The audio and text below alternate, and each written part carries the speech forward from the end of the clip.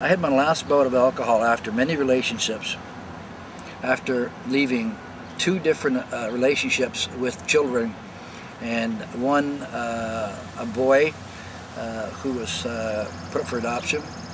I was 17 at that age, and a girl that was put up for adoption. Actually, no, she wasn't. Forgive me for that. You might want to wipe that part out.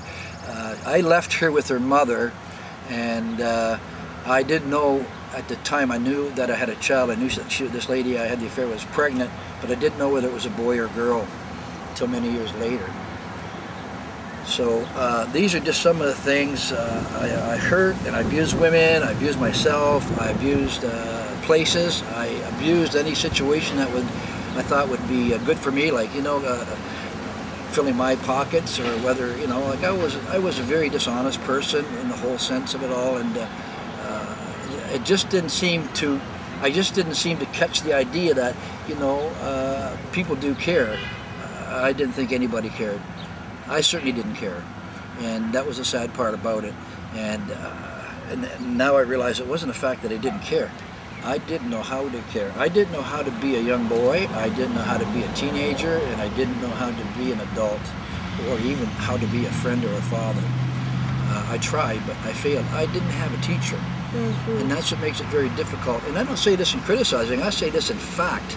This is facts, and this is the truth, why so many people are running rampant in the world today as I see it, and God shows me so many ways today that my hope today is that every day will be a day that I can help somebody else out. And even this video that's being taken here by Amy, that is my prayer, that someone, even just one person, would hear what it is that I went through, to come to find the saving grace of themselves, and the fact that you don't have to live with the abuse and the way of life that I know many do. And I see that every day, and I have an opportunity every day to share the hope that there can be another way of life. And I didn't always know this, but God works in mysterious ways. So in '88, as I was saying, I ended up in jail for probably about the 5th time, impaired, assault, in court, in jail, and paying fines, which was a way of life for me, and losing my license, and you know, losing many jobs, many good jobs. I had opportunities, many good businesses, Amy, that I've started, and ended up, you know, I would come out smelling like a rose, but I'd end up back in the sewer again because of the pride and the attitude that I had. Very angry, very bitter, and didn't know it, didn't even know it. And I felt it, but I didn't know what to call it, because how can anybody, I look back at how can anybody live that life and get through? And there's many that do, and there's many that have, but they're not happy. They're running from it. I see the despair in life. I see the hurt. I see the pain in others, because I've been there, and because I've been there, I can see it almost immediately. There's so much abuse in the world today. It's getting worse and worse. But you know what? I've come to find out in 1988. Now, I didn't believe in God, and if there was a God, He wouldn't want to have anything to do with me, because I was not a person that anybody would want. Let's put it that way. But I cried out to God, not knowing if there was one. In '88, a little jail cell up in Ingersoll, Ontario, and I cried out to Him, and I said, "If you're there, if you're really there, I've heard about you, but I don't know you. Would you help me?" And I didn't see or hear anything bing bang or clang that woke me up and gave me this revelation, or you know, see, some people have really good spiritual awakenings. I just had a peace come over me that I've never had before.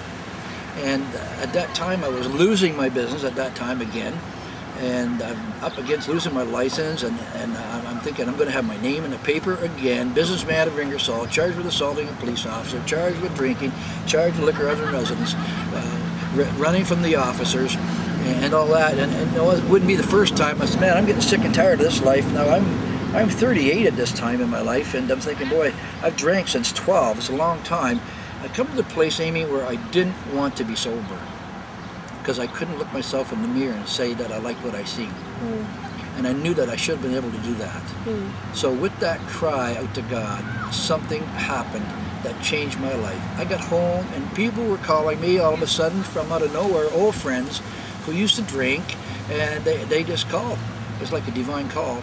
And they would just call and say, "How are you doing? I'm not bad, but I'm not really that good. How are you doing?" And you know, it was almost like my prayers were being answered. And they would ask me if I wanted to talk with them. And I would say, "Are you sober?" And they'd say, "Yeah, we've been sober for a while. These are old drinking buddies, have been sober for quite some while." And so they come visit with me, and they started sharing the hope with me. And so with that hope that was instilled in me, that's by God's grace, just to seek Him. Now trust me when I say this, I was never a person for religion, I'm still not. Yeah, it's about a relationship. And a relationship is what I never had or I never knew how to have. Like I said, you know, I would charm girls, dance, sing. We got my way into bars at a very early age. And just to have my way, to abuse, you know what I mean? I'm not proud of that when I say that, but I don't have the shame that I used to have because it's behind me, and God can use that as a good thing, as it is today, as I can speak into other people's life, which I certainly hope that that will happen. That, as I said, even one person catches this, will have a new way of life. It can be a ripple effect in their lives as well. Through it, I've crossed a lot of burned bridges I left behind. God has touched me. This fellow that you're looking at here today used to be a fallen down drunk and alcoholic. I have a wife and 3 kids who I put through hell for the best part. Well, I'm going to say my oldest daughter was probably 15, and my younger one was, we have 3 daughters. And the other one would be about 13, and another one was, the youngest one would probably be about 9 when I stopped drinking. And they certainly seen the difference, and I was able to, through it and by it, start to connect with a relationship with my daughters, which I always wanted. I really wanted a relationship with people, and my wife and I, we had a relationship, but it was like she was looking for somebody to lead her, and I was looking for somebody to control. So we kind of fell into each other's path that way, and it became, you know, nasty actually. My wife, I do some research on different personalities and stuff, and there's a lot of information on introversion and extroversion, and I could teach a whole lesson on that maybe another time, but it's really a good thing to know about because it does help you understand your spouse or your mate, and to find out, you know, they're not the ones that are at fault. Because they don't always agree or don't always speak or answer, it doesn't mean that they're at fault at that. And also because somebody like myself, who is definitely an extrovert, you can obviously see that, an extrovert can be overbearing and controlling, which I was, and recognized it and have prayed for help with that as well. And there has been a big difference. I'm not there yet, I'm still under construction. And I always will be as long as I'm in this lifetime, because there's always challenges out there that can cause you to do right or wrong. And there's times that I definitely do wrong, but I'm quick to repent and ask for forgiveness, which is a very hard thing to do. You've got to start swallowing those football-sized butterflies in your stomach that you get that muster up in your throat and almost choke you. You can't almost speak it. But once you get past that a little bit, it is not easy, but it's better than taking it to bed with me or leaving somebody else in pain. My life consisted of a lot of tears, a lot of pain, a lot of heartbreak, a lot of disappointment that I tried to deal with, that I tried to mend, that I tried to fix and make better, but it was always just another failure for me. I come to realize that I'm not God, and God's not looking for, God's not taking applications. So through that and by that, I come to believe that I've had several spiritual awakenings, that God has given me a revelation and illumination of His Word, of myself, because I come to find out He created me, and He never did hate me, He never did dislike me, and it's the same thing with other people. I thought I hated my mom for taking the abuse from my dad. I thought I hated my dad for giving the abuse, but I've come to make peace with my mother and my father with that, and others, that I come to realize that it wasn't them I hated at all. It was what they did that I disliked, that hurt me so much.